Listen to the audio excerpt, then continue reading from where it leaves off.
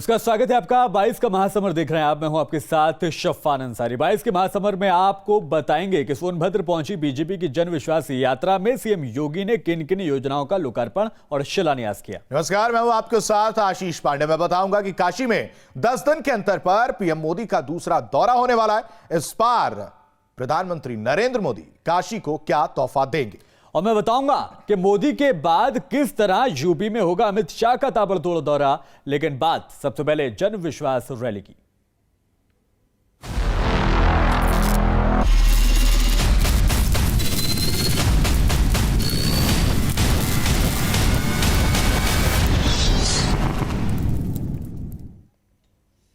गाजीपुर से चलकर बीजेपी की जन विश्वास यात्रा बुधवार को सोनभद्र पहुंची, जहां मुख्यमंत्री योगी आदित्यनाथ ने 513 करोड़ की योजनाओं का लोकार्पण और शिलान्यास किया। सीएम योगी आदित्यनाथ ने पहले और अब की सरकार में फर्क समझाते हुए कहा कि 2017 से पहले यह इलाका बिजली पैदा करने के बाद भी अंधेरे में रहता था। अब बिजली पानी सब मिल रहा है।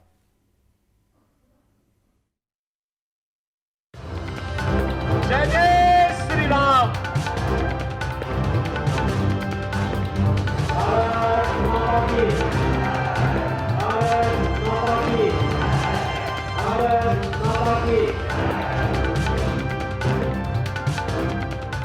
बीजेपी की जन विश्वास यात्रा बुधवार को गाजीपुर से चंदौली होते हुए सोनभद्र पहुंची, तो सोनभद्र के हाइडेल मैदान में एक जनसभा का आयोजन किया गया। आयोजन में पहुंचे मुख्यमंत्री योगी आदित्यनाथ ने जनपद में करीब 513 करोड़ की 88 परियोजनाओं का शिलान्यास और लोकार्पण किया, जिसमें 50 बेड का आयुष अस्पताल, विद्यालय भवन, पीडब्ल्यूडी की कई सड़कें और पाइप पेयजल परियोजना शामिल हैं। सीएम योगी ने सोनभद्र की जनता को याद दिलाया कि कैसे पहले सोनभद्र बिजली पैदा करने के बाद भी खुद अंधेरे में रहता था।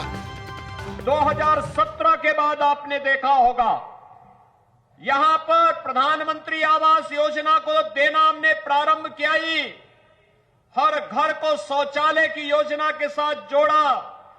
जो सोनभद्र जिला पूरे प्रदेश के अंदर ऊर्जा की आपूर्ति करता था, वह सोनभद्र जिला स्वयं अंधेरे में 2017 के पहले रहता था। आज तो यहां पर बिजली भी दिया जा रहा है और हर घर नल योजना के माध्यम से गांव-गांव में पेयजल की स्कीम भी आपके जनपद को उपलब्ध कराई जा रही है। मुख्यमंत्री ने प्रदेश में केंद्र और राज्य सरकार की ओर से चलाई जा रही योजनाओं का जिक्र किया। बताया कि जब डबल इंजन की सरकारें रहती हैं तो विकास की रफ्तार बढ़ जाती है। लेकिन इस मौके पर सीएम योगी पिछली सरकार में प्रदेश में फैली अराजकता का जिक्र करना नहीं भूले। याद करिए, 2017 के पहले प्रदेश के अंदर किस प्रकार की अराजकता थी। पर्व और त्योहार नहीं मनाए जा सकते थे। कोई पर्व और त्योहार आता था, पर्व और त्योहार के पहले दंगे प्रारंभ हो जाते थे। बड़े बड़े दंगे होते थे। इस सोनभद्र में भी दंगे हुए थे। जन्माष्टमी का जुलूस नहीं निकलने दिया जाता था। नवरात्रि में दुर्गा मां की पूजा नहीं करने दी जाती थी। रामलीलाओं के आयोजन को रोका जाता था। कावड़ यात्रा नहीं निकलने दी जाती थी। मुख्यमंत्री योगी ने कहा कि 2017 से पहले प्रदेश में हिंदुओं के धार्मिक आयोजनों पर प्रतिबंध रहता था। पहले की सरकारों ने राम भक्तों पर गोलियां चलवाई थी और अब राम भक्तों पर फूल बरसाए जाते हैं। प्रधानमंत्री के नेतृत्व में अयोध्या और काशी का भव्य और दिव्य स्वरूप जनता के सामने पेश किया जा रहा है। यही अंतर है। पिछली सरकारें राम भक्तों पर गोली चलाती थी। वर्तमान सरकार राम भक्तों पर पुष्प वर्षा करती है और भगवान राम के भव्य मंदिर के निर्माण के कार्य को आगे बढ़ाने का कार्य करती है। पिछली सरकार कावड़ यात्रा पे रोक लगाती थी और वर्तमान सरकार प्रधानमंत्री मोदी जी के मार्गदर्शन में काशी विश्वनाथ धाम का भव्य निर्माण कराती है और उससे जुड़े हुए श्रमिकों पर प्रधानमंत्री जी के द्वारा पुष्प वर्षा की जाती है। पिछली सरकार गरीबों का अन्न हड़पती थी। और वर्तमान की सरकार हर महीने 2-2 बार हर गरीब को अन्न योजना के साथ जोड़ने का कार्य कर रही है। मुख्यमंत्री ने कहा कि सोनभद्र में 300 करोड़ की लागत से 500 बेड की क्षमता का मेडिकल कॉलेज बनने से सोनभद्र वासी ही नहीं बल्कि नेपाल तक के लोगों को सोनभद्र मेडिकल कॉलेज का फायदा मिलेगा।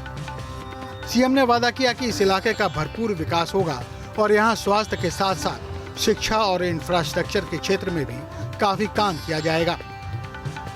2017 में बीजेपी ने यहाँ की चारों विधानसभा सीट गोरावल, रॉबर्ट्सगंज, ओबरा और दुद्दी में जीत का परचम लहराया था और इस बार भी बीजेपी वही इतिहास दोहराने की कोशिश में है। Team news state. 23 दिसंबर को वाराणसी के पिंडरा में प्रधानमंत्री नरेंद्र मोदी जनसभा को संबोधित करेंगे। 10 दिन में पीएम का काशी का ये दूसरा दौरा होगा और इस मौके पर पीएम 2100 करोड़ से ज्यादा की सौगात काशी को देंगे। पीएम अमूल के 5 लाख लीटर से ज्यादा की क्षमता का डेयरी प्लांट का शिलान्यास भी करेंगे।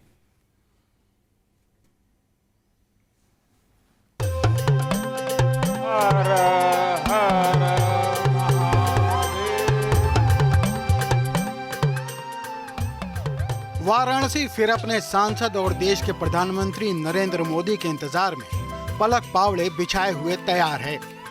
प्रधानमंत्री 23 दिसंबर को पिंडरा के करखियाओं में 2100 करोड़ से ज्यादा की सौगात देने आ रहे हैं। करखियाओं में पीएम मोदी अमूल के 5 लाख लीटर से ज्यादा क्षमता के डेयरी प्लांट का शिलान्यास करेंगे। बनारस डेयरी प्लांट पर करीब 497 करोड़ रुपए खर्च किए जा रहे हैं, जिससे 6 जिलों के 10,000 से ज्यादा पशुपालकों का फायदा होगा। शिलान्यास के 18 महीने बाद ही ये प्लांट चालू हो जाएगा। दूध लेने का काम है, वो हमारा जो अमूल का स्ट्रक्चर है वो हर एक गांव में प्राइमरी मंडली रहेगी और प्राइमरी मंडली गांव में किसान को दूध देना है और पूरे साल वो लेंगे। ऐसा नहीं कि शादी की सीजन है वो उनका ले लो और बाद में बंद कर दो, ऐसा नहीं। पूरे साल कंटिन्यू वो उनके साथ में जुड़ेंगे, उनके ट्रेनिंग होगी और एक पूरा कोऑपरेटिव का स्ट्रक्चर जैसे गुजरात में बना है अमूल मॉडल, उस मॉडल के आधार पर यहाँ पर भी काम। इसके अलावा प्रधानमंत्री जिन परियोजनाओं का लोकार्पण करेंगे उसमें काल भैरव और दशाश्वमेध वार्ड का पुनर्विकास कार्य है। शहर में 720 सर्विलांस कैमरों की स्थापना है। बनियाबाग में पार्क और भूमिगत पार्किंग है। 5 सड़क और चौराहों का पुनरुद्धार कार्य है। रामाना में 50 MLD का STP प्लांट है। BHU में अंतर विश्वविद्यालय अध्यापक शिक्षा केंद्र की स्थापना है और BHU कैंसर हॉस्पिटल में हॉस्टल और धर्मशाला शामिल है।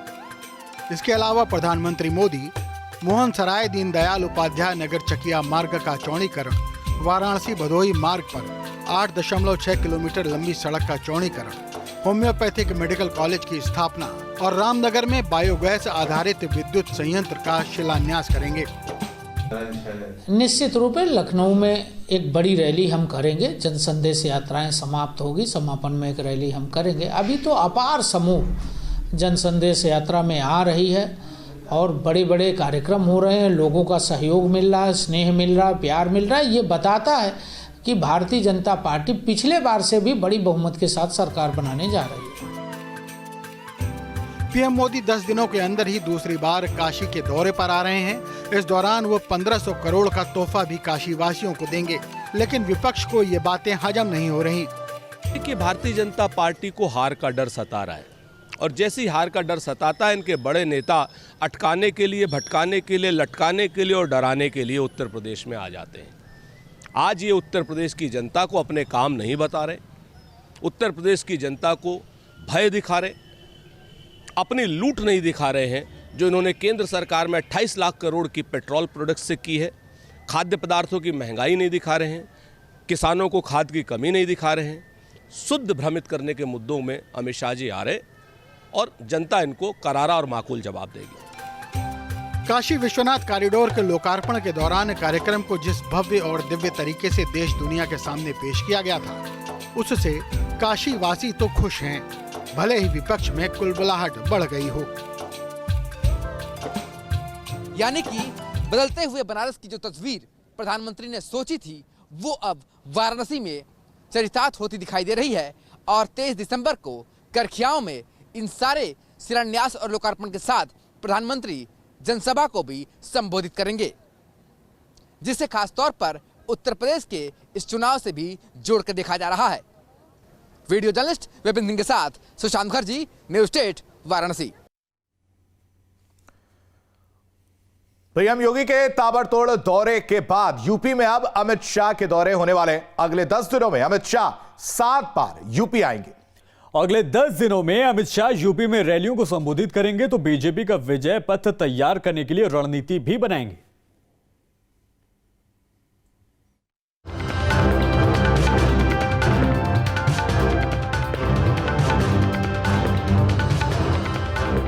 यूपी चुनाव को देखते हुए दिसंबर महीने में बीजेपी के बड़े नेताओं के दौरे तेज हो गए हैं। 13 और 14 दिसंबर को पीएम काशी में थे तो शाहजहांपुर में पीएम ने गंगा एक्सप्रेसवे का शिलान्यास भी किया और 21 दिसंबर को पीएम प्रयागराज में भी थे।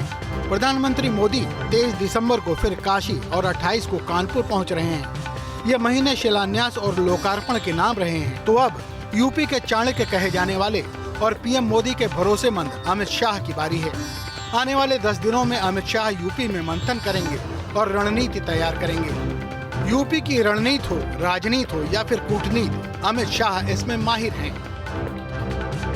आगे कानपुर में उनके कार्यक्रम है और माननीय अमित शाह जी के भी जो जन संदेश यात्रा चल रही है हमारी, उसमें माननीय अमित शाह जी कई जगहों पर रोड शो में रहने वाले हैं, सभाओं में रहने वाले हैं और निश्चित रूप से माननीय अमित शाह जी उत्तर प्रदेश के प्रभारी रहे हैं और उनकी रणनीति से भारतीय जनता पार्टी को 2017 और 2019 में बड़ी जीत मिली थी और उत्तर प्रदेश को बहुत ठीक प्रकार से उन्होंने पॉलिटिकल अध्ययन किया है और उनके आने से, उनके कार्यक्रमों से, उनकी योजना से भारतीय जनता पार्टी बड़े बहुमत के साथ जीत के सरकार बनाएगी। अगले 10 दिनों में गृहमंत्री शाह 7 बार यूपी आएंगे और जन विश्वास यात्रा में शामिल होंगे। शाह यूपी में 21 सभाएं और 3 रोड शो करेंगे। इसके जरिए शाह 140 विधानसभा क्षेत्रों को कवर करेंगे। शाह का रोड शो अयोध्या और बरेली में होगा। उससे पहले वो रामलला के दर्शन भी करेंगे। निश्चित रूप से लखनऊ में एक बड़ी रैली हम करेंगे। जन संदेश यात्राएं समाप्त होगी, समापन में एक रैली हम करेंगे। अभी तो अपार समूह जन संदेश यात्रा में आ रही है और बड़े बड़े कार्यक्रम हो रहे हैं। लोगों का सहयोग मिल रहा है, स्नेह मिल रहा है, प्यार मिल रहा है। ये बताता है कि भारतीय जनता पार्टी पिछले बार से भी बड़ी बहुमत के साथ सरकार बनाने जा रही है। पीएम मोदी के कार्यक्रम के बाद से यूपी में 6 जन विश्वास यात्रा चल रही है। यह जन विश्वास यात्रा 2 जनवरी को लखनऊ में जाकर समाप्त होगी, जिसे प्रधानमंत्री संबोधित करेंगे। लेकिन विपक्ष एक ही बात कह रहा है कि बीजेपी कमजोर है और अपनी कमजोरी को समझ रही है, इसीलिए वो पूरी ताकत झोंक रही है। पर 2022 में उसका आना नामुमकिन है।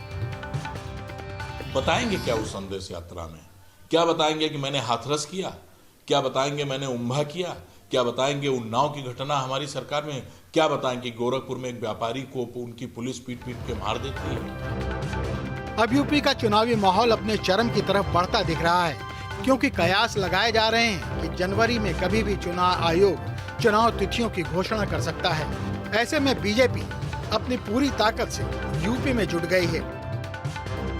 भारतीय जनता पार्टी के लिए चुनाव किसी जंग से कम नहीं, जहां वो साल भर चुनाव के लिए तैयारी करती है और 24 घंटे पूरे हफ्ते चुनाव के मूड में रहती है। ऐसे में 2022 को लेकर के एक तरफ प्रधानमंत्री नरेंद्र मोदी यूपी को पिछले कई दिनों से लगातार सौगातें दे रहे थे, तो अब चाणक्य कहे जाने वाले अमित शाह यूपी के दौरे पे आ रहे हैं और वो उन रणनीति को, राजनीति को और कूटनीति को भेदेंगे जिसके लिए यूपी के चुनाव 2022-2017 के परिणामों की तरह ही सुखद और शुभ हों। वीडियो जर्नलिस्ट सैफुल हसन के साथ आलोक पांडे, न्यूज स्टेट, लखनऊ। और चलिए 22 का महासमुंद में बढ़ते हैं आगे। बीजेपी की जन विश्वास यात्रा के दौरान ऊर्जा मंत्री श्रीकांत शर्मा का एक बयान सोशल मीडिया पर वायरल हो रहा है, जिसमें श्रीकांत शर्मा कहते दिख रहे हैं कि 24 घंटे बिजली चाहिए तो राधे राधे बोलो। बिना व्यवधान के बिजली चाहिए तो राधे राधे बोलो। जितनी जोर से बोलोगे उतना ही ज्यादा करंट आएगा और जो राधे राधे नहीं बोलेगा उसकी बिजली काट दी जाएगी। नहीं कहूंगा कि आने वाले समय में अभी बिजली खूब मिल रही है कि नहीं मिल रही है? घंटा चाहो तो और जोर से बोलो राधे राधे। जनाब व्यवधान के साथ तो और बोलो राधे राधे। ये राधे राधे ना बोलेंगे बिजली बिजली कट जाएगी। बिन्नौ सरकार 1.5 साल में पूरी तरह से अच्छो कर देगी और तुम्हारे गांव में थे सादाबाद में थे 24 मिनट तो बिजली ना जाएगी, 24 घंटा देगी। तो 22 के महासागर में अभी के लिए बस इतना ही। बने रहिए न्यूज़ स्टेट के साथ।